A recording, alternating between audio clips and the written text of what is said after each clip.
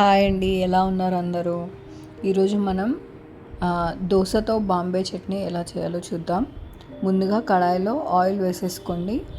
పల్లీలు, పోపు దినుసులు, శనగపప్పుని యాడ్ చేసేసుకోండి.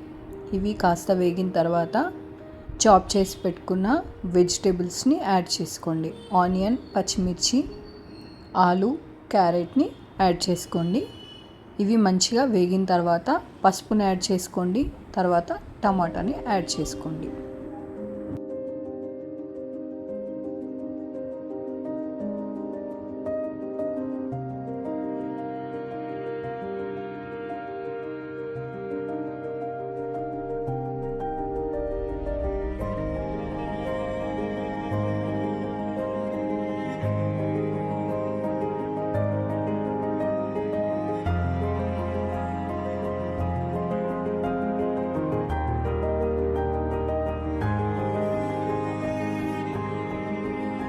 వెజిటబుల్స్ అన్నీ వేగిపోయినాయండి. పసుపు యాడ్ చేసుకున్నాను.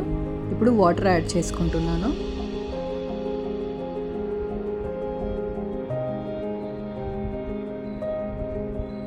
వాటర్ని బాగా మరగనివ్వండి. ఇందులో కొంచెం జింజర్ గార్లిక్ పేస్ట్ని కూడా యాడ్ చేస్తున్నాను. సాల్ట్ని సరిపడా యాడ్ చేసేసుకోండి. కొత్తిమీర కూడా ఇప్పుడే యాడ్ చేసేసుకోండి. వాటర్ బాగా బాయిల్ అయ్యేలోపు మనం టమాటాలను యాడ్ చేసేద్దాం. ఇప్పుడు ఒక 2-3 స్పూన్స్ శనగపిండిని తీసుకొని దాంట్లో వాటర్ని కలిపి థిక్ పేస్ట్ లాగా చేసేసుకొని దీంట్లో యాడ్ చేసేస్తున్నాను. నేను అండుకొరలతో దోశ ప్రిపేర్ చేస్తున్నానండి. రెసిపీ కావాలంటే మీరు ఒకసారి ఇంతకుముందే ప్రిపేర్ చేశాను. సేమ్ అలానే జొన్నల ప్లేస్లో మనం అరికలని రీప్లేస్ చేయడం అంతే.